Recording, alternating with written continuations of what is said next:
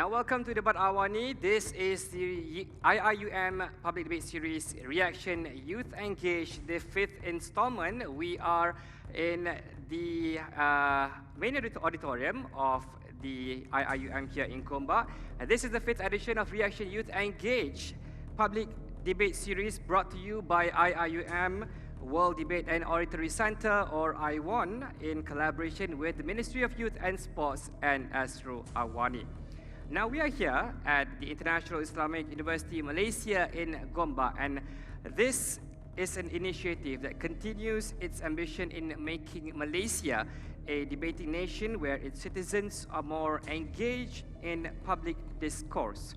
Now we believe in the commitment of promoting an intellectual and engaged nation led and championed by our youth in ensuring a better nation for all. Now, in this edition of Reaction Youth Engage, in conjunction with Sustainability Week in IIUM, as well as the recent World Earth Day on 22nd of April, we bring you an environmental sustainability motion titled Malaysia should introduce environmental taxation on corporations. Now, as we have seen in a UN report released last year that scientists on the Nobel Prize-winning Intergovernmental Panel on Climate Change, or IPCC, says an increase of 1.5 degrees Celsius is the maximum threshold that we can cross before seeing the worst effects of climate change. Now, the report came with a grave warning that we might reach this threshold within only about 11 years from now. And this report serves as an urgent reminder to us all that we are in dire need of a plan. And today, here in IIUM Reaction Youth Engage, we will see whether or not that plan here in Malaysia includes introducing an environmental tax. Now, prior to the debate that's happening right now, throughout the Twitter account at Reaction Youth 1, we ran a pre-debate poll asking the Malaysian public whether or not they would support levying an environmental tax on corporations. And with an overwhelming majority, over 92% of you, Malaysia, voted yes in introducing an environmental tax on corporations, with only 8% of you saying no to that we should not implement this tax. Now, after the debate, and after you witness all four incredible speakers here, we have you before you today presenting their arguments about whether or not to introduce environmental taxation. We'll proceed with a post-debate poll, allowing you and the Malaysian public to once again vote for your thoughts on this matter. Now, let's get on with the show. Today, moving on to the debate, we will begin by introducing our first youth speaker of the night. She's an extremely talented young speaker, a graduate from Nottingham University of Malaysia, also a former manager for the Malaysian Youth Delegation, which is an NGO established in 2015 to represent the local youth climate movement and international climate conferences in the UN.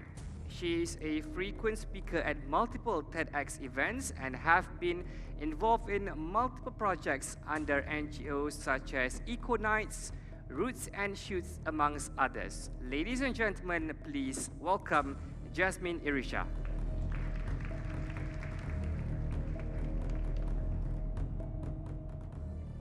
The notion that government should not actively shape and guide markets is a dangerous idea in the times that we live in today. We are living in the age of the Anthropocene, where every action of humankind has its consequences and is continuously changing the world's climate. Just like our host has mentioned earlier, global consensus in the scientific community states that we only have 11 years. 11 years to limit global temperature rise to 1.5 degrees above pre-industrial levels to avoid major catastrophic events. To achieve this target, global economy has to cut greenhouse gas emissions rapidly. And by rapidly, I mean 45% from the 2010 levels by 2030. And not only that, we have to achieve net zero emission by 2030. We are not going to achieve all this if we continue on with business as usual. Therefore, Malaysia should introduce environmental tax on corporations. Under the Paris Agreement, Malaysia has committed to reduce its greenhouse gas emission intensity by 45% by 2030 in relation to 2005 GDP, which also includes 35% unconditional and another 10% conditional to financial assistance, technology transfer, and also capacity building from developed countries. Not only that, we have committed to retain 50% of our forest cover, and like you know, the main greenhouse gas emission contributors in Malaysia includes energy, transportation, manufacturing and industrial processes, as well as waste and agriculture. This proposal calls for reorientation of economic ideology away from abstract growth to an economy that promotes human development, environmental health, and also prosperous society. And when I mean prosperous society, in the society that we live in today, it's not only just for economic growth, but also a society that is focusing on resilience and to further create resilient communities. Environmental taxes reduces environmental burden and helps preserve our natural resources that remains. The principle of market economy yields cooperation with liberty as persons such as property ownership, rights to utilize energy and resources to react to the pressure of competition of supply and demand. This system is no longer working. This system is currently disregarding the consequences to environment and the society. We propose environmental tax in the form of carbon tax. Why carbon tax? Because it is the most developed, the most studied, and the most promising as it is cross-cutting across sectors. Internationally, several institutions, including the IMF, the OECD, World Bank, and United Nations institutions, are already calling for implementation of environmental taxes, in particular carbon taxes. This is to realize green economy intervention in a most cost-efficient manner. Currently, considerable momentum are in favor of carbon tax. Even the UNFCCC, United Nations Framework Convention of Climate Change's Paris Agreement, are in favor of carbon pricing, and this is to further ensure that we reach and limit the 1.5 degree target of implementing global temperature rise. Carbon tax create more of an even playing field for new green technology to grow. We are presently uncompetitive to our already existing fossil fuel dependent industries, and the era of cheap energy at the cost of our own environment has come to an end, and societies that adapt fastest to this current situation are able to adapt longer. We must challenge the thought of climate change threat that is commonly believed that there are no equivalent or a viable carbon trade-off to the world natural heritage, and also nor to the expenses that are being lost and that affects human beings. There is no way to regrow forests that are lost, forests that took millions of years to grow that are lost, and extinct species that are lost with them as well. There is no way to pay for the loss of dignity of people who are affected, who are severely affected by the devastating catastrophe of natural disasters. A 1.5 degree world can be achieved with steady determination to see this course of action with end results of net zero emission society, a society that is resilient to climate change. It is time for Malaysia to be a leader. It is time for Malaysia to step up in the playing field of green economy. It is time for Malaysia to set an exemplary model nation in Southeast Asia. Thank you. Thank you very much, Jasmine. Jasmine, for opening the floor this evening. Now, we're going to go on to our next speaker for today, a young and accomplished debater, a first-year law student, as well as the internal vice president of the debate club at Taylor's University.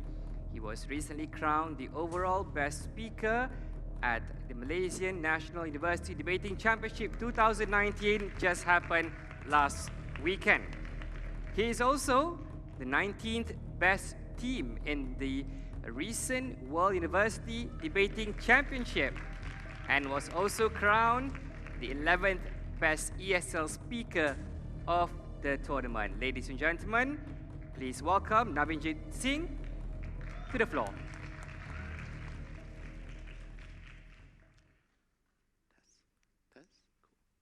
When I first started debating, I received a very important piece of advice. You need to know that the crowd is with you. So for me to find out that a majority of you are apparently against my side is very reassuring. But what's more, in 2015, Prime Minister Justin Trudeau swept into power in Canada. He was a liberal. He promised reforms, he promised climate change, he promised taxation. Fast forward to today, in his own home province of Quebec, the Conservative Party has lost its majority. The reason is because an environmental tax places an unfair burden to individuals that cannot consent to the harms of climate change, but it directly impacts the personal livelihoods of individuals that are the most vulnerable. Before we move into the further parts of this debate, I want to make something quite clear. We are not team anti-climate change. In fact, we support multiple other alternatives. It would be cruelly ironic for me as a millennial who is probably not going to live to have grandkids because climate change is likely going to affect my generation the most perversely. So here's the stance coming from opposition. We think that environmental taxation sounds good in theory, but it is comparatively worse for two reasons. It weaponizes climate change against the poorest individuals. Secondly, it creates a political narrative and situation that makes it difficult to fight climate change. So what do we support in the side of opposition? We would support other alternatives, such as the cap and trade alternative, subsidies reforms, environmental governance, anything that doesn't have a punitive punishment against corporations, in principle, we will support.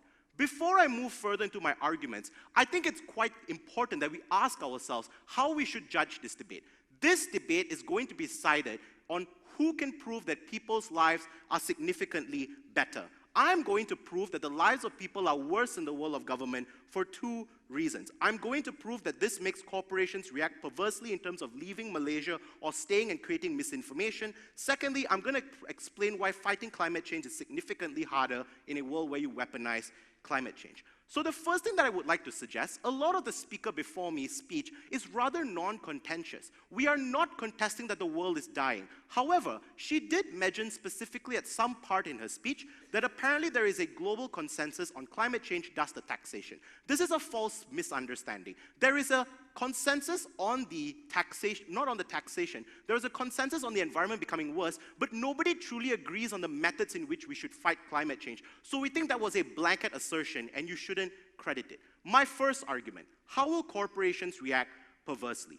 The first question we should ask ourselves is, what is the current situation in Malaysia? The first thing, we are a post-colonial state.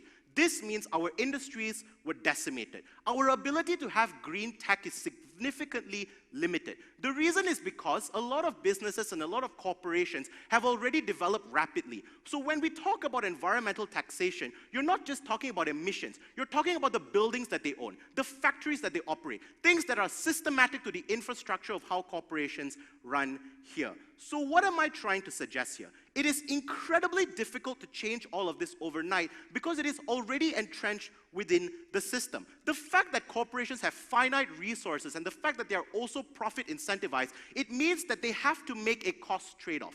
Do I choose to survive or do I prioritize the environment? In this particular context, we think that there are two outcomes. The first, we think corporations are likely to leave Malaysia.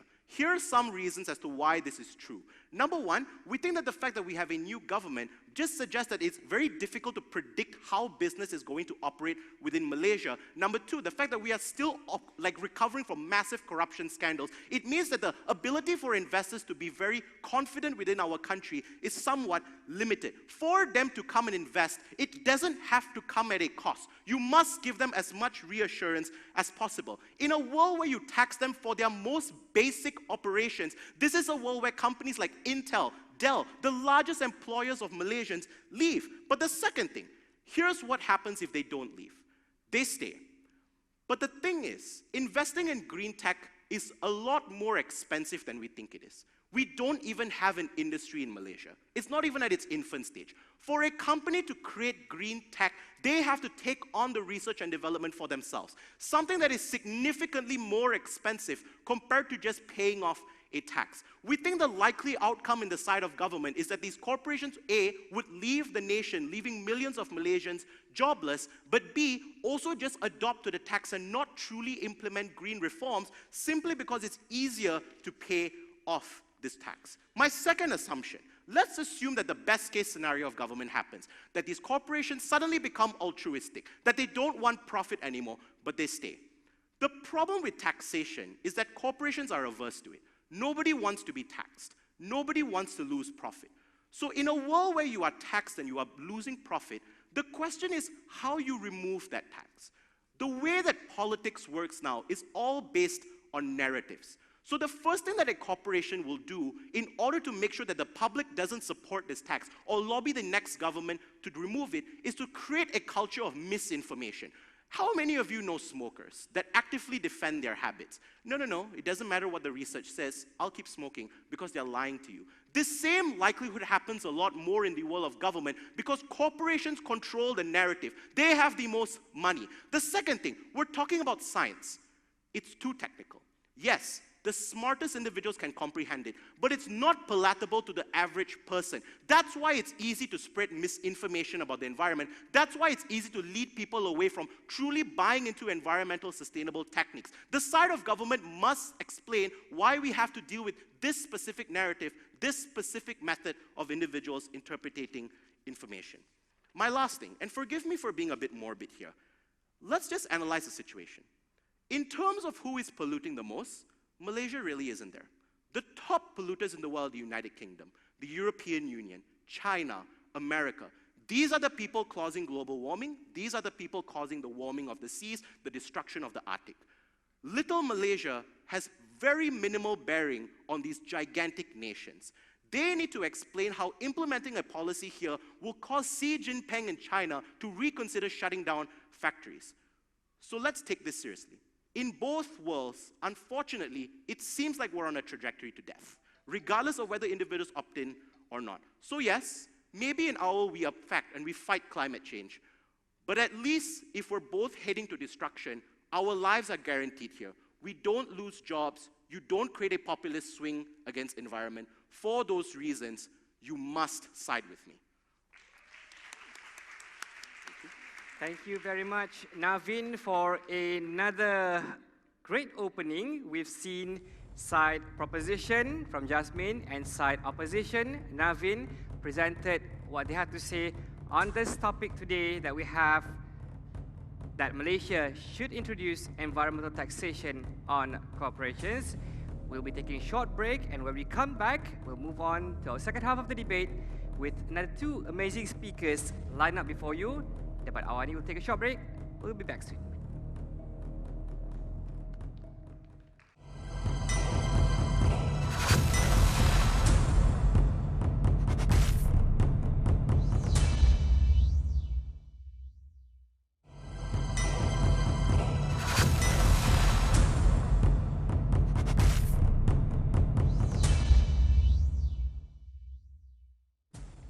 Welcome back to Debat AWANI, showcasing the 5th edition of Reaction Youth Engage IIUM Public Debate Series. We are here in the main auditorium of IIUM in Gombak with an interesting topic that will be debated, that has been debated, we've started earlier, with the title, Malaysia should introduce environmental taxation on corporations. Now, we will now move on to the second half of our debate, where our speakers will now have 10 minutes each to present their arguments. Our next speaker of today is the founder and currently the president of EcoKnights, which is a non-for-profit environmental organization which aims to facilitate the adoption of sustainable living in Malaysia. She is also a mentor for the Entrepreneurship Accelerator Program under Magic, as well as the program consultant in the Massive Department at Magic. Ladies and gentlemen, Ms. Yasmin Rashid, you have the floor.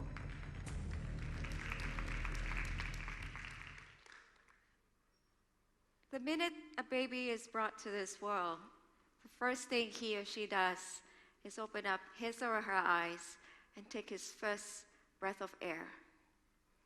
From then on, this baby will consume, will produce, will spend, and essentially create a footprint to the environment. And as this child grows up to be a teenager, to be an adult, to finally own his first property and buy his first vehicle, the footprint gets bigger. And for everything we do in our most civil society, when you buy a car and you drive, you pay road tax. When you buy a house, you pay your assessment taxes, and so on and so forth. Taxes help government provide you with social infrastructure. Taxes helps the government, I guess, share the burden of taking care of a nation. In the recent river pollution issue that we saw in Johor, no one really took responsibility. We have laws, we have restrictions. We also know, more or less, who the culprits were. But there was not much ammunition to look at who should bear the responsibility. But the ultimate bearer, or the ultimate sufferer of it, would be the people living around the polluted rivers, who have to suffer in their health. I'm hoping that the suffering is just short-term, but in many cases, and this is my personal experience, when a river is polluted and there's really no one being responsible or being expected to be responsible, people suffer. They suffer a lot. So, in this age and time, I think taxes are quite norm in our life. But when we talk about environmental tax, what is the definition of environmental tax? I think we have to look at the kind of industries that are the most polluting ones in the country first. I'm not really pro-taxation, but some taxation, I think, spells out the credibility of a company, spells out the responsibility of the company. In my work in the entrepreneurial world, we're trying to groom responsible entrepreneurs. We're trying to grow responsible leaders who will lead responsible companies to the future. The minute a company is set up, it requires infrastructure, four walls, energy, uses water, releases waste. A lot. Who bears the impact of these companies? So it makes sense, naturally, for me. I could be biased based on my environmental background, that you take responsibility for your own impact. That you know what your four walls do to the planet, that you are aware of how your consumption patterns need to be different. As such, in most situations, again, it goes back to how do you define environmental tax? For instance, we could perhaps try out more carbon-intensive industries first, oil and gas being the first to perhaps explore the taxation process. And I believe, and I truly believe in the new government, that we're inclusive. We're not saying that because we have an environmental tax, we will drive corporations away. Then maybe because we have environmental tax, only the more responsible corporations will stay. And environmental tax can come in many stages. As I said, it really depends on the kind of industry you're in. And on top of that, I think more importantly than just taxing a company is the entire change of values and philosophies of these companies, who perhaps never at all address the sustainability agenda, who perhaps never at all realize the potential social and environmental impact that they can make. I believe the environmental tax, despite the issues and demonstrations and some of the examples quoted that happen in other countries, we can't really equate Malaysia with a lot of other countries out there. And we have seen for ourselves, if you pluck something from a foreign country into here, it may not necessarily work as well.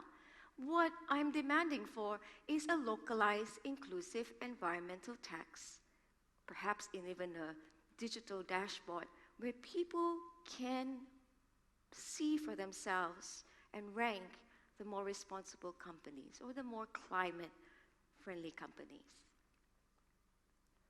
I believe that government should protect people and regulate corporations, not protect corporations and regulate people. The reason environmental tax is important is that it brings some sensibility of accountability. If you don't want to pay so much tax, then revise back your blueprint to ensure your carbon footprint is lower, your water footprint is lower, your waste management improves, and while you're at it, why not work on employee behavioral change? Because if everyone in your company, assuming your company has the right values, everyone in your company internalizes these values, you are not just setting a credible entity out there making business, doing business, making profit. You are raising the next generation of corporate employees that has a sustainable mindset, that thinks forward into the future, and that encourages responsibility. So in short, I think taxation is a much better alternative than many of the methods out there, simply because we have experienced the element of taxes. I'm not seeing something radically new. I'm seeing a tax approach that listens to corporations, that listens to the needs of the people, and more importantly, listens to the need of nature. If the environment collapses today, not only will there be not a Malaysia, there will not be a planet. Just SMEs alone in Malaysia, we are now hovering at about 1 million SMEs. If we can aim to work with 10% of them and change the culture and change the values, you will see a massive paradigm shift in the way businesses are run. Therefore, to summarize what I'm trying to say to you, I think environment is the matter of the heart. I think environment, taking care of environment, has been written in our books of beliefs for the longest times. And I believe somewhere in our faith and belief in books, despite the variety we see in front of us, there is a mention on paying it forward and taking care of environment. Maybe in the past, the shape and form of it was different. Today, in a capitalistic world, perhaps environmental tax is not only necessary, but is the game changer for the future of businesses. Thank you.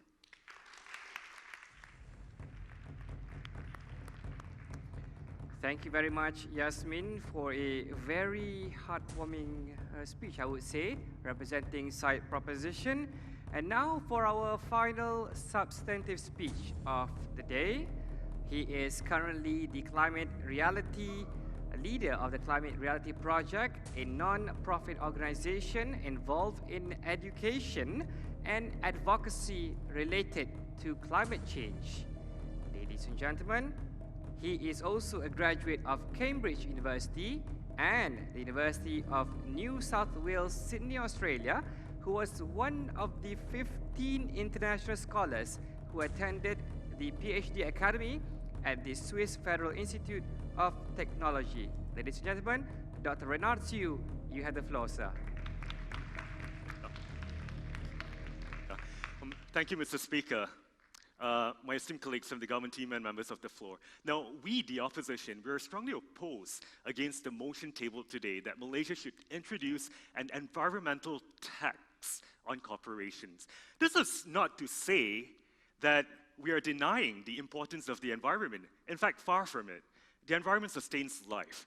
It provides natural resources for businesses to thrive. So, allow me to first clear up the cobwebs of confusion that the members of the government have spun. First and foremost, they went on and on talking about how the environment is getting worse from day to day, and how pollution is affecting babies that are being born, their livelihoods are being affected, and so on and so forth.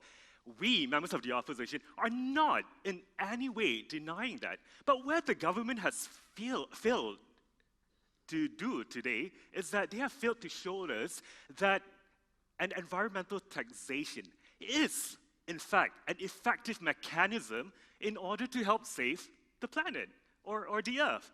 I mean, what sort of structure are they proposing in terms of environmental tax? There is clearly no clarity on that end.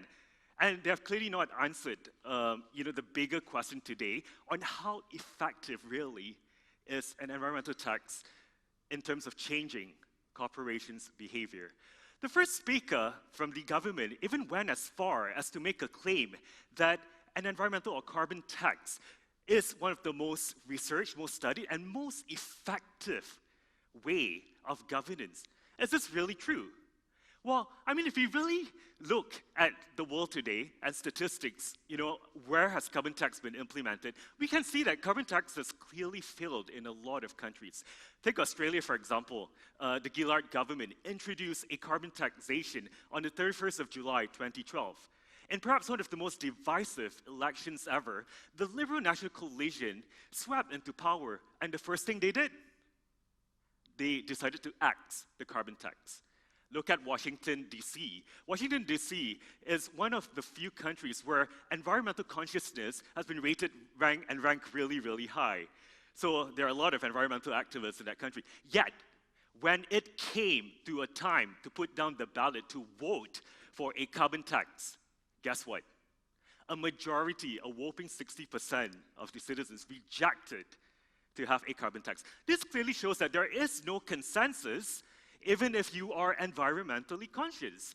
What about the province of British Columbia in Canada? Carbon tax was clearly introduced in 2008.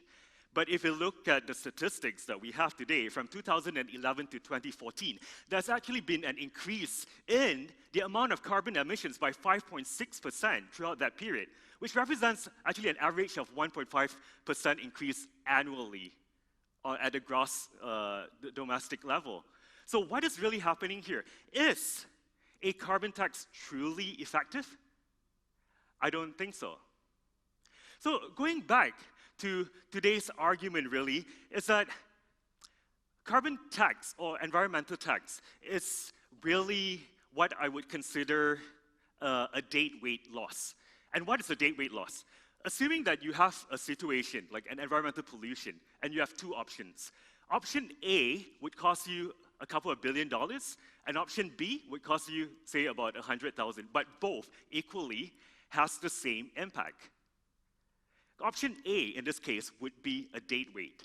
Likewise, for environmental tax as well, I would consider it to be a dead weight because there are simply other structures, other alternatives that we have not explored fully in our home country, in Malaysia.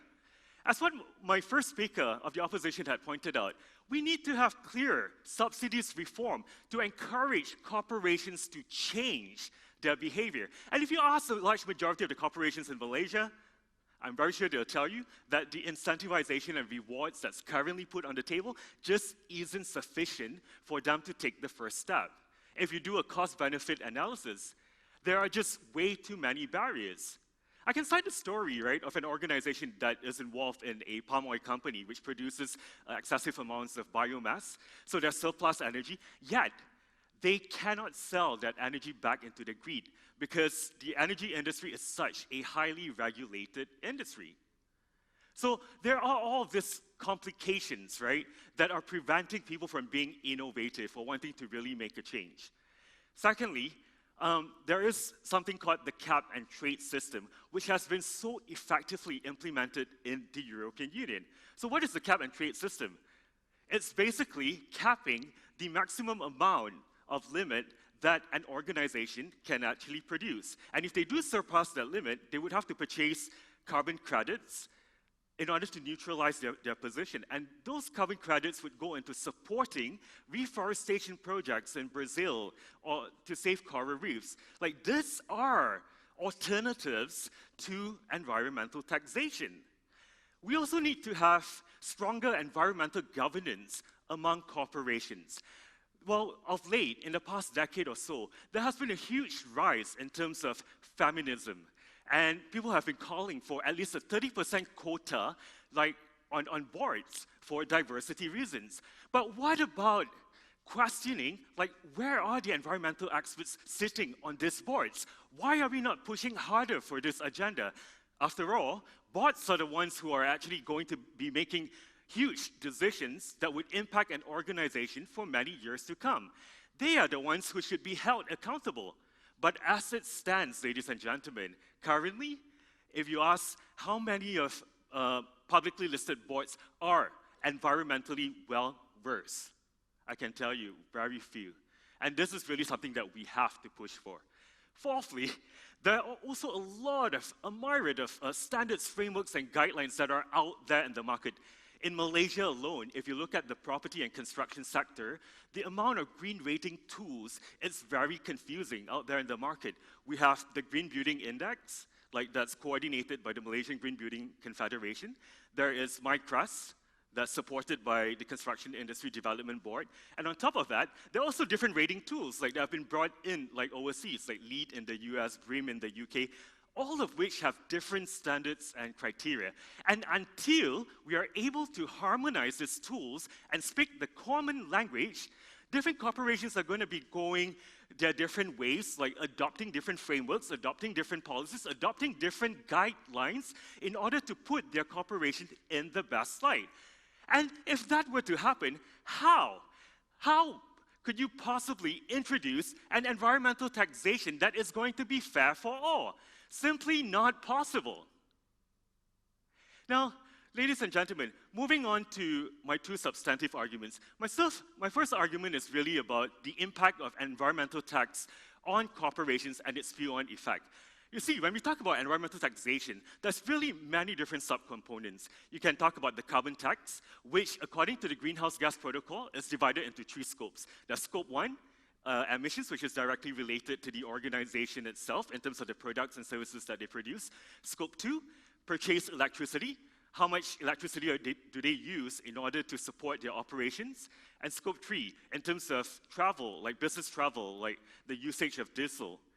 And it doesn't stop there. There's also the waste disposal tax, the severance tax, like if you were to be involved in an extractive industry, and ecotourism tax, or certain levy that is charged for operating within highly sensitive areas. So just based on this listing alone, what do you think would happen to the profitability of an organization? You can already tell that all of the items would be taxable in one form or another, and this would definitely eat into their profits. And when an organization is really pressed, when their profits are affected, what would they do? They would either A, select to close down their facilities, or B, move their facilities to an area or a different country that has simply lower or no environmental tax at all. So essentially, what they're doing is merely outsourcing their pollution to another country. So once again, like, how effective is an environmental taxation system? So, ladies and gentlemen, as you can see, there are a lot of different alternatives that are out there, you know, like that we can opt for, which we clearly have not fully optimized in Malaysia. There are a lot of areas that needs development, and we need a clearer roadmap before an environmental taxation can be put forth, or at least for us to be mature enough, like, to adopt this. You know, in closing, I would just like to emphasize that we, members of the opposition, we are in no way denying the importance of the environment, but what we are questioning today is that the environmental taxation mechanism is simply ineffective. With that, I rest my case. Thank you. Thank you very much for that amazing speech, Dr. Renard. We have just witnessed both sides of side proposition and side opposition in an amazing back and forth exchange between four incredible and experienced speakers on this pressing issue of the government. Now, don't get us confused. There is no win or lose in this public debate series. It's more of a public discourse in raising or bringing the voice of Malaysians to the government in ensuring a better nation or a more sustainable nation for all in the future. Now, when we come back, we'll begin with the next session of the debate today, where we'll allow you guys, the audience in this hall, to ask questions. And for those at home, you can ask questions through Twitter by tagging #AskReaction, by tweeting your questions to any side of both proposition and also side opposition. We'll take a short break. We'll see you again soon.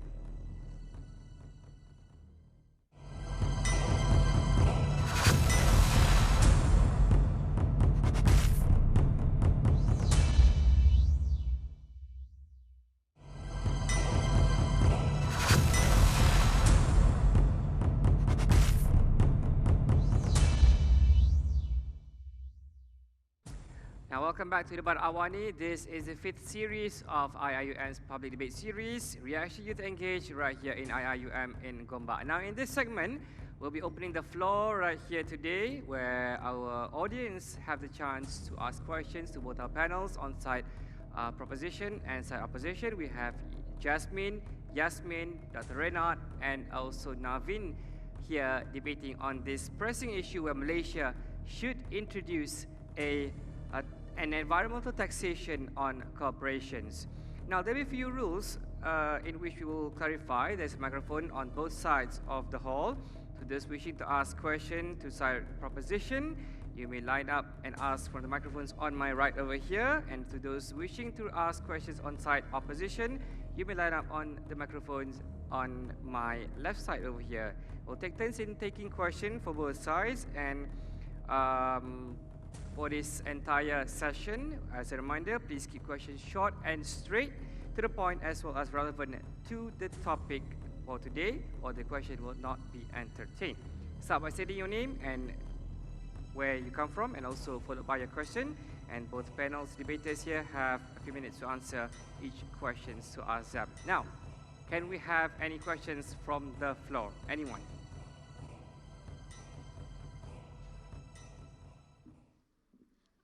Hi, my name is Ida. I'm from IIUM. So I want to ask a question to the government bench. So there are a lot of concerns in regards to who will, the parties that will get affected by this particular tax. So how will you ensure that this tax does not get unfairly passed on to consumers? Thank you.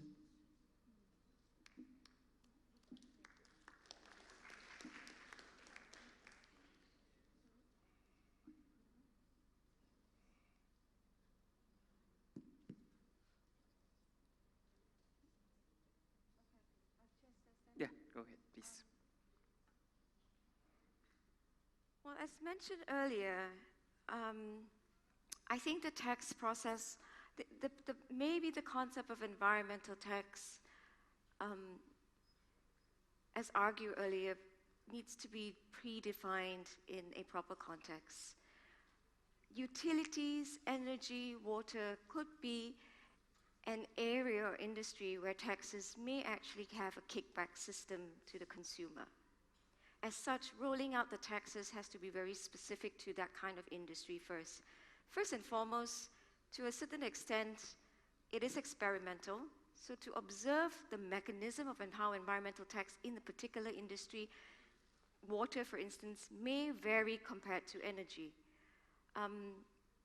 I do perhaps recommend some sort of cap given to either the corporations or at least devised by the government to put a cap on it so that it doesn't get passed on to the consumer.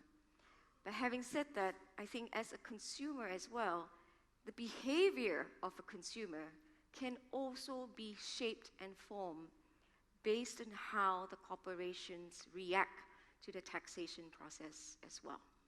And that would be my humble opinion.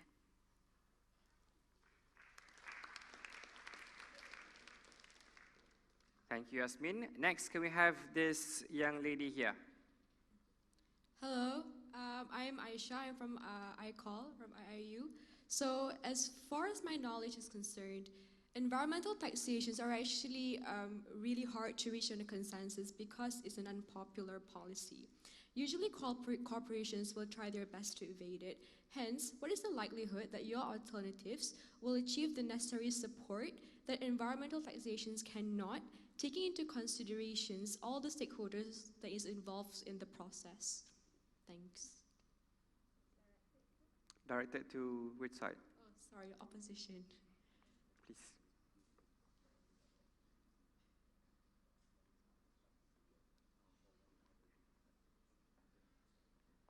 Yeah, so I think that's a very good question.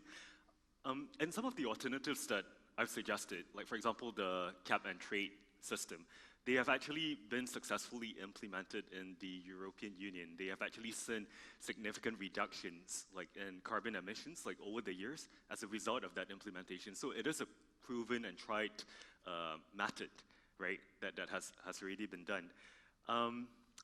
But going back, I suppose to, like the other alternatives that we have proposed, from my personal experience, I felt that having been in the corporate sector as well, some of these alternatives have been discussed, like at best, but I really haven't seen or am convinced that we have fully maxed out. For example, looking at the strength of the need for boards to adopt a much stronger environmental governance. There are a lot of capital market solutions that need to, look into such issues, right? But whereas a taxation alone, in my opinion at least, I see it as a bit of an administrative burden at this point in time, because there's going to be a lot of reporting, monitoring, and the worst part is actually verifying that whatever that you're reporting is actually accurate. For a taxation or accounting system to work, you must make sure that there's actually a very clear roadmap that is put in place and that the industry is actually mature for it before the actual rollout. Otherwise, it's going to be disastrous. And for that very reason, I am quite opposed against the motion today that a taxation mechanism would actually work to change corporations' behavior. Because what they would do merely is that they would just opt for different frameworks or guidelines to put themselves in the very best light, and it doesn't really help achieve the intended objectives. I hope that answers your question. Thank you, Dr. Renard. Next, can we have this young lady over here? Hi, my name is Tinir and I'm from IIUM. My question is for government. Assuming that the taxation collected is a significant amount, what is the government going to do with the money that is collected? Thank you.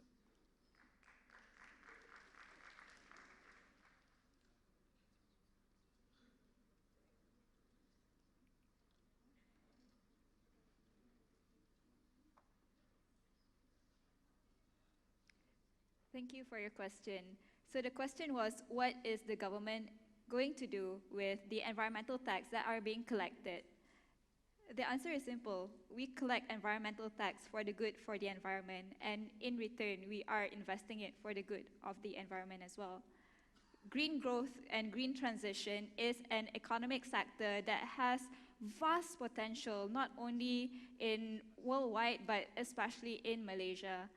We are in a very good moment to take up this opportunity to move forward Malaysia to greater heights in terms of environmental sustainability. We have to take this opportunity to not just invest in green economy or green growth, but to rehabilitate back spaces and reclaim back our green urban spaces that is slowly being lost in this day and age. And with that, I believe that with good initiatives comes good return. Therefore, we are pro-environmental taxation, and this is our stance on it. Thank you. Next, please. Okay, Bismillahirrahmanirrahim. My name is Imran and I'm an IIU student. So my question is to point at the side of proposition. So as we concern is that the level of awareness of Malaysian society about environmental change or whatever it is I think extremely low. So how can you ensure in your side that the Malaysian society are environmentally ready for this kind of change? Because I'm afraid if the effects going to take into consumers, so they're going to be like a huge impacts and huge stigmatization towards the government. So how you can make society ensure? Thank you. Thank you for your question. I like to actually rebut on that because the latest studies by UTM actually indicates that awareness among Malaysians, especially around your age group, is much higher today than before. The challenge is, despite high level of awareness among the next generation, the young generation, there is a spike in reduction of action. You know more, but you don't do more. That's the challenge. So while we continuously still work on enhancing awareness, I don't believe education needs to stop at any point to enhance awareness on environment. The pivotal question to ask is, what does it take to convert you, the knowledgeable, into the person who takes good action?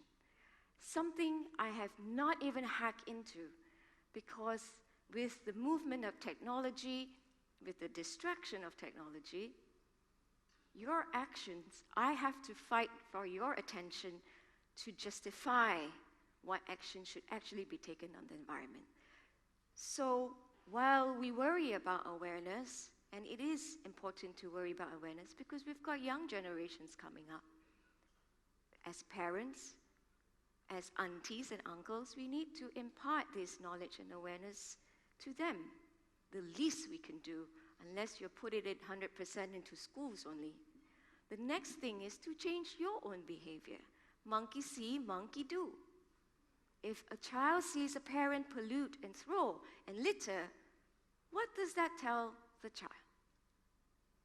But if a parent makes recycling as normal as an everyday thing as brushing your teeth, what sort of next generation will you grow?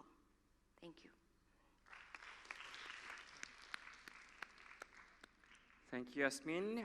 We have another question from that side, please. Hello. Hi, I'm Muhammad Hilmi. I'm a student of IIUM. So this question is directed to the opposition, specifically Navin. As far as what was explained, that a cap and trade system essentially is limiting production and post-production excess, you would have to be, you have to buy carbon credits, essentially. So how is this increased? How is this, given that it is also an additional cost to companies, any different than the additional cost that is put onto companies through taxation, and how is that additional cost more effective than the additional cost of taxation? Hello? Yep, the mic's not. Thanks, Hilmi. So the problem with your question is that it assumes that both of these taxes impact corporations the same way. The difference with the cap and trade is that it's limited to the product alone. The reason as to why the carbon emission is different is that it impacts every process of the company. So the way the building is manufactured, the electricity it consumes, how much CO2 the building produces, these are all things that are incredibly intrinsic to the company. Compared to a product, yep, there is an additional cost, but we think the incentive to fight it is significantly higher when it's directly, systematically linked to how the company runs. Thanks. Next, please. Hi, my name is Arshad. I am a econ student from IIUM. So I have a question to opposition. So environmental harm is a negative externality or a side effect born from economic activity that corporations make, right? So there's a cost to the economic activity that they do. For example, climate change, right, or flooding, etc. And these are associated to some damage, right? Don't you think that at least corporations should be liable to some of the damages and should pay the damages caused by their activities? Thank you. Yeah, so thank you for that question. Our stand is that, yes, they should be held accountable, like if they are actually damaging the environment in whatever ways that, that they're doing, regardless of polluting or even emissions. But if you're talking about carbon emissions specifically, I would go back to the comparability argument, because there are a lot of, once again, different models, different frameworks that are in place. So I'm not saying that they should not be held accountable, but what sort of mechanism do we have to put in place in order to make sure that they're proportionately and equitably made accountable for their actions? And that's what we are actually putting forth today. So we are not in any way denying that the environment is important, right? But what we're saying is the taxation mechanism itself. Is that truly the most effective way forward? Yeah, thank you. Next, please, can we have one from this side? Hello, my name is Badran. I'm from IIUM. I would like to ask the question to the government.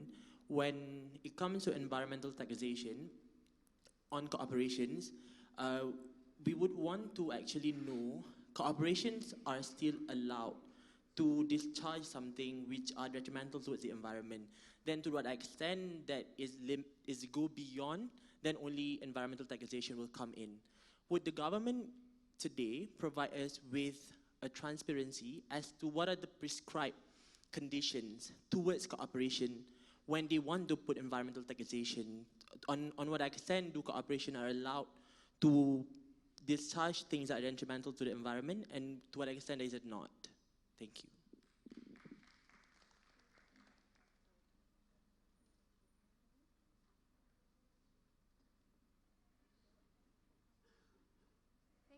Thank you for the question. I think this is a two-part answer between the both of us. I see the taxation as two ways. Internal taxation, what you do internally in the corporation, meaning how you manage your utilities, how your employees use energy and water. And then there's the external taxation, which looks at what happens outside the premise of, or the boundary of your business. In this case, the risk of addressing the boundary pollution, the tax related on that aspect, I think is the most critical, that the element, simply because any, I guess, impact you have, whether it's waste or wastewater or toxic materials, right? The repercussions is it influences, it travels. It travels, it goes by the wind, it goes in the water. The ramifications of it is it has high risk to human health. I'm just basing these facts based on what we have seen recently in Johor. The sufferers are there chronically or acutely, and the most impactful and most detrimental one comes when your company's environmental neglect not only jeopardize your company's health or the people that work for you, but has the propensity to go outside these four walls and influence the health of others. I think that's a big no-no in which innocent people's lives are at risk and they don't even know it. Jasmine? To further reinforce what my teammate Yasmin has said, there are detrimental effects of not enforcing environmental taxation. To not enforce environmental taxation on corporations, it'll further encourage overconsumption of energy. And in the country or in this world, the major polluters are the energy industry, are the fossil fuel industry. Therefore, in order to limit greenhouse gas emissions, in order to just have a safe world to live in, we have to adhere to all of these concerns, and we have to actually address it in a manner that is enforceful and in a manner that is effective.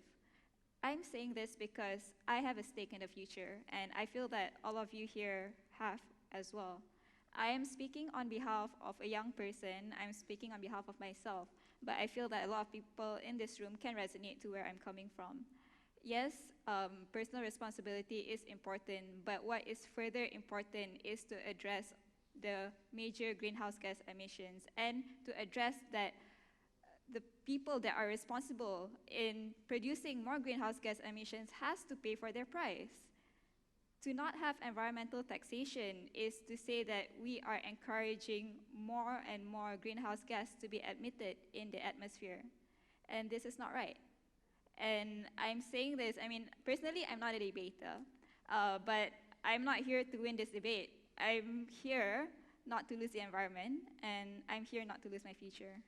Thank you. Well said, Jasmine. Now, we have some questions that came from social media, in fact, to side proposition. How much responsibility do you believe individual consumers have towards their own carbon footprint?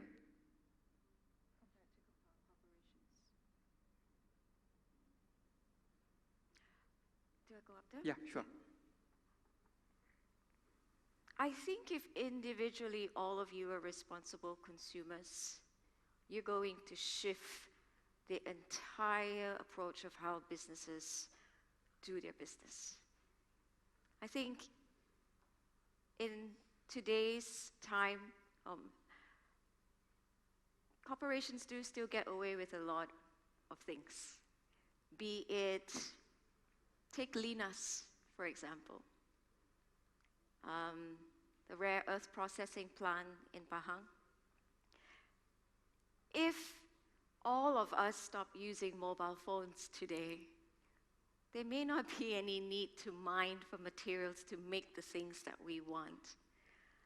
So therefore, I believe as an individual consumer, multiply that with 7.7 billion of us today, can you imagine the power of yourself as a consumer?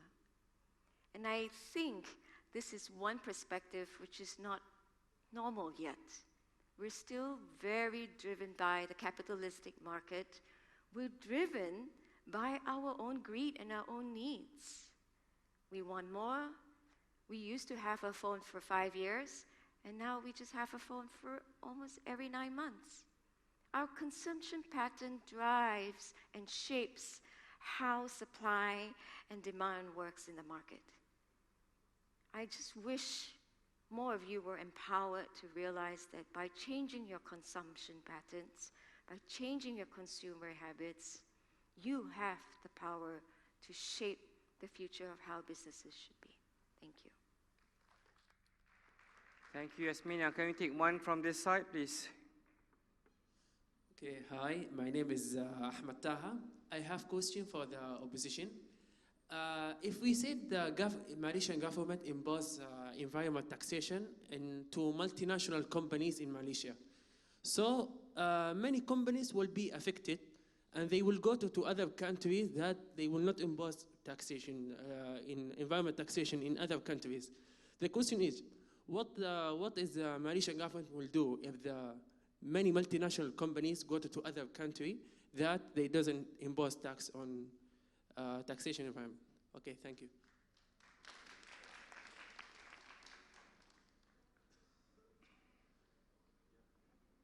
So just to answer that question very quickly. So yeah, I mean, if Malaysia were to introduce, environmental taxation, the business choice that they have, as I've presented my arguments earlier, is that they would either choose to shut down their facilities because operational costs has now increased, or they might decide to shift their operations to another country which has low or no environmental taxation at all. And the impact is really, on the Malaysian economy. Like, what happens when facilities or operations are shut down? The impact will be on the communities because they would lose jobs, right? And can you imagine if you were, like a B40, part of the B40 community, right? Someone like Ali who has a family of 4, who needs to feed his, kids, who needs to put food on the table, pay for education. Like, where is he going to go, like, without these jobs? And, bear in mind that when we talk about environmental taxation, yes, we talk about multinational corporations, but don't forget, corporations also include SMEs, the small and medium enterprises, and we have a lot of that, right, currently in Malaysia. What's going to happen to them? Is it fair for them to also be paying the same costs, right, for an environmental tax? So these are some of the considerations that we'd also have to think about before, agreeing to the motion today. Now, I just want to get to one more question from the public that was sent in via social media. If sin tax was established to tax consumption of sinful goods, for example, cigarettes or even alcohol, shouldn't we do the same for something such as carbon emissions, knowing it is detrimental to our Earth? Naveen, if you have anything to say? I think the problem with this question is that it's a false equivalence. So taxing an individual cannot be compared to taxing a corporation. The reason is because the type of resources we have as people like you and I is severely limited compared to what a corporation has. As for the second limb of this question, the reason as to why you implement policies is not because there is a moral imperative behind it. By all means and logic, we can carry out any policy possible because there is a potential problem we aim to solve. The reason why you can't carry it out in this particular manner is because of the harms that are attached to this policy. So the problem with this question too is that you assume that the sin tax is inherently good for cigarettes and alcohol. I would argue that it hasn't been. For millions of young Malaysians who have died of cancer smoking unregulated cigarettes, or millions of individuals dying of liver cancer drinking unregulated versions of alcohol because they are significantly cheaper. Similarly for the carbon emissions, if implementing it comes at the cost of corporations excessively pulling out, millions of vulnerable people losing their jobs, the further spread of misinformation about climate change, or the increase in populist narratives against climate change, then I don't quite see the point of implementing it. Thank you. Thank you, Naveen. One question from this side, gentlemen. Okay, my question is towards the opposition. So an extension towards what you mentioned just now, right? My question is that the summary of the rejection towards taxation that I got from your side is that, like, it might shift the burden of paying this taxation, you might weaponize the taxes, or you might push MNCs to move to other countries because they can't bear the burden of the tax, which essentially is the cost. But when you contrast it to whatever suggestion or alternative that you guys are proposing, that perhaps carbon cap or cap and trade and so on and so forth, don't you think this also means that you are severely limiting the MNC's ability to produce, which essentially means that it is a form of loss of profit? So if you contrast, either you have to pay taxes in terms of cost, and on your side, it is a loss of profit from not being able to produce and sell those items, don't you think all of your harms of saying taxes are bad essentially also applies to you, because MNCs could also shift to another country because they are unable to garner the same profit as they would have to pay the tax if a taxation was imposed? Yeah, thank you.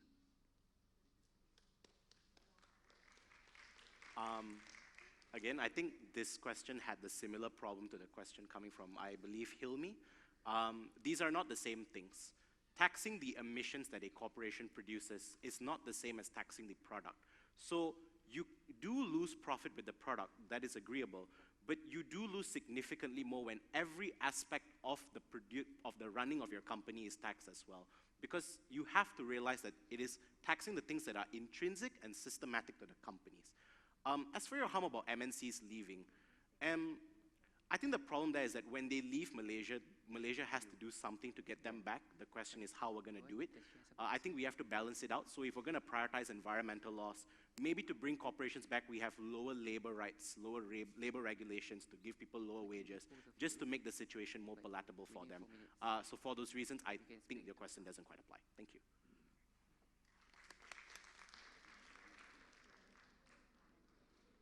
Next, please. Yes, hi. My name is Richard Nizam. I'm from IIUM Eco Club. And my question goes to the side of government. Why do you think you need to introduce another environmental taxation?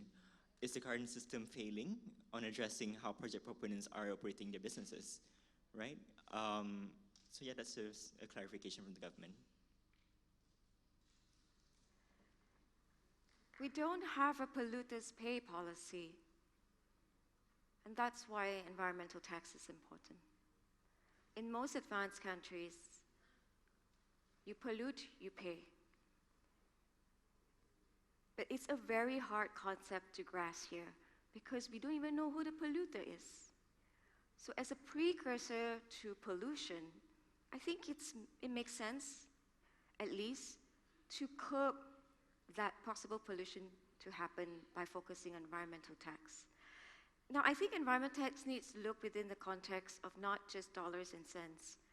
I think environmental tax is a good preventive aspect to look at bringing more consciousness to the company to be more aware of the areas of environment that they need to be more focused on. I don't think all companies are the same. Some companies probably incur more energy use. Some companies maybe incur more water use. But if you're sensitive and aware about where your wastage points are, then maybe it's a good opportunity to prevent paying taxes for that area, to look at more rehabilitative strategies within the corporations. That's how we look at it.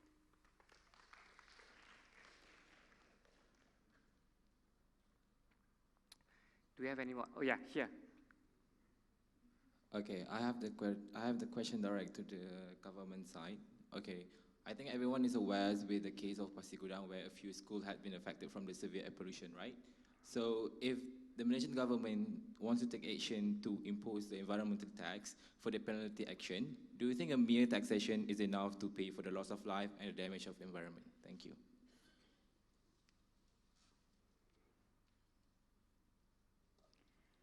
The whole reason why we put forward the proposal for environmental taxation is for it to act as a mitigation measure. What happened in Pasir Gudang is a tragic loss. And are we only going to react and not act before it happens? So we are proposing the environmental tax as a mitigation measure before it's too late. We are here to propose that it is better to prevent rather than to adapt when a tragedy has happened. Okay, can we take one last question? Okay, you there, gentlemen. Thank you so much. My name is Zalman. I'm from Construction Industry Development Board.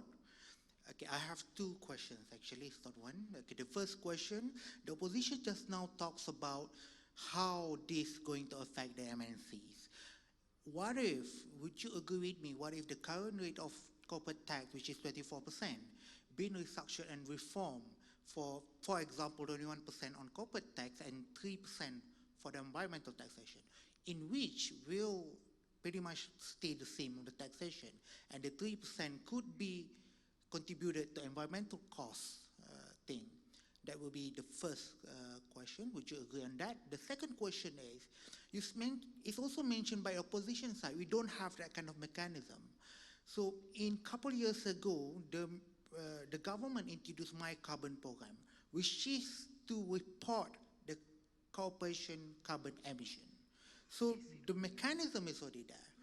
So would you agree that if we could introduce per output of, for example, per income of carbon emission, then we could tax if they can have a lot of emission, then we can tax with them? That's two questions. Thank you.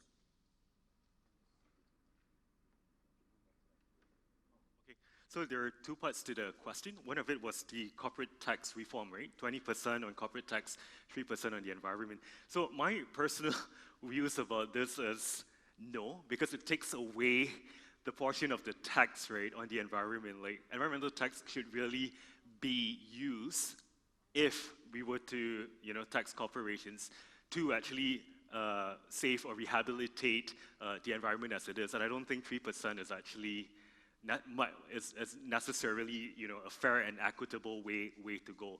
It needs to be some kind of progressive tax that is being introduced, because also bearing in mind that there are different scales of MNCs, like operating sometimes also across different geographical locations. So there's another added layer of complexity that needs to be considered as well. Secondly, in terms of the corporation's carbon mechanism, so you mentioned about, like having a similar or standardized way of measurement, like measuring carbon per output or per income, right? Emissions per income. I think it would be good, and it would definitely be an ideal scenario, like if every single corporation were to come on board on this. However, the reality as it stands right now, if you look at a large majority of what publicly listed corporations are putting into their sustainability reports, I can tell you that the carbon matrix that they use differs quite significantly in terms of intensity or absolute ratios. And once again, I've actually done and published papers looking at how corporations specifically have actually reported on such mechanisms. And my stand on that as well is that corporations would always want to put themselves in the best light, sometimes greenwashing. So how do you counter that? How do you counter that scenario whereby an organization is not merely evading corporate tax? So that is also another barrier that we have to really sit down and trash out before we talk about something like an environmental taxation. Thank you. Thank you very much to everyone for those questions that you guys have raised to both our speakers, all four speakers here on stage. Now we'll move on to our next segment where both sides will have the opportunity to give their reply speeches, and I will begin with a reply speech on side opposition. You have 4 minutes to conclude your case for your side. Well, thank you very much, Mr. Speaker. Now, we, the opposition, once again, we're opposing the motion tabled today that Malaysia should introduce an environmental tax on corporations. Once again, our stand is that we are not in any way denying the importance of the environment. We acknowledge that it is important, it sustains life, and it is very importantly, natural resources are inputs for businesses to thrive in their creation of products and services. Yet, what we are questioning, once again, is how effective is an environmental taxation mechanism in this whole big agenda of wanting to save the world and the environment. And the arguments that have been put forth today or tabled today by the members of the government, there are loopholes. They have failed to actually answer our questions on how effective is an environmental tax. And the burden of proof is also on them, right, to show or demonstrate to us the structure of such an environmental tax. How would this affect publicly listed corporations? How would this affect, small and medium enterprises, which arguably has really been left out in today's debate? And especially in Malaysia, like SMEs are actually, the key drivers of our economy. They would be the ones that would be hardest hit when it comes to, the introduction of such a taxation system. On the side of the opposition, we have really put forth 3 substantive arguments. The first is really on the impact of businesses. As I've mentioned earlier, there are many subcomponents of an environmental tax. A carbon tax alone has got 3 different scopes. Direct impact on the organization, the amount of electricity that's being used, travel. There's things like waste disposal tax, severance tax, and the list goes on. So where do we stop in terms of scoping what gets taxed and what doesn't? The reality is that this will impact the profitability of organizations, and they would be left with very limited choices of either shutting down their facilities or simply outsourcing their pollution somewhere else where there is little or no environmental tax. Secondly, The second argument that has been left out in today's debate as well is really the social impact on the B40 communities. Now, we have to bear in mind that the way corporations work is that they are interdependent of, that they are dependent on one another. So when Corporation A gets taxed for their raw materials, what would happen is that they would then pass on that cost to Corporation B, which would use their raw materials to produce a product, and that product would then be sold or sold off to consumers, citizens like yourself. Where do you think the environmental taxation gets passed on to? Unfortunately, ladies and gentlemen, I have to say that it's the consumers, the citizens themselves that would suffer. So someone like Ali, who has a family of 4 to feed, to put food on the table, to send his kids to education, he would be the one that would have to bear the brunt of such an environmental taxation. And if you really think about it, is this really fair and equitable? Like, to someone in the B40 communities? I mean, it's simply unfair. And of course, thirdly, we also argue that an environmental tax is simply a deadweight loss, simply because there are a wide range of alternatives. We need subsidies reform. Cap and trade system has worked effectively in the EU. Why are we not looking at it? Stronger environmental governance. If we can talk about feminism, wanting to set a 30% club to get women on board, why can't we set a 30% quota to get well-versed environmentalists on board, make them the decision makers that would chart the pathway for organizations to succeed? Hold them accountable. And I believe that that is truly the way to go. Needless to say, there also needs to be a harmonization of different standards, because as it is right now, when we talk about carbon emissions alone, there are too many frameworks and models that people adopt. So we need to harmonize this before we can even talk about environmental taxation. So without further ado, I'd like to rest my case, and I hope that you will stand on the side of the opposition. Thank you. Thank you, Dr. Renard. Now we will proceed to cite proposition to conclude their case.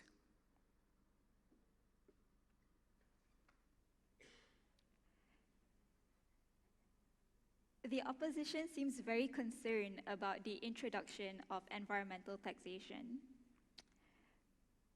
We should not be scared of new changes. We should not be scared of doing things the right way. And to introduce an environmental taxation, it's not something that would happen overnight. It's something that would take time, just as policies that are in place, just as laws that are in place. Introduction of environmental taxation will be happening gradually, as it should. And at the UNFCCC, the United Nations Framework Convention on Climate Change, we have a principle that is further reiterated time and time again, called the principle of CBDR, which means the common but differentiated responsibilities. What it means that those who are more responsible, those who are polluting more are more responsible and should take responsibility in action because of what they have caused to the environment. Yes, it has social impacts, but social economic impacts goes hand in hand. We are a government which further promotes inclusiveness. We are progressive, and to take a step back on not introducing an environmental taxation would probably paints a picture that we are being regressive. We should need to be more forward-thinking, and we need to be more concerned of where we live in today. We need to be more daring to explore possibilities and opportunities in this day and age. And where we are coming from in the government is to provide an option as a game changer for not only today, but in the future. It's not just the government's responsibility, it's not just the environmentalist responsibility, it's everyone's responsibilities. And therefore, I invite you to create a strong partnership with us to further push for the agenda, to further push for inclusiveness. The opposition has mentioned fairness and equality, but what is important today is equity. And as a young speaker taking the floor up today, I am pushing forward for intergenerational equity. Pushing for the environment is not only for us. Pushing for the environment is for your children and your children's future. It's for many, many years to come.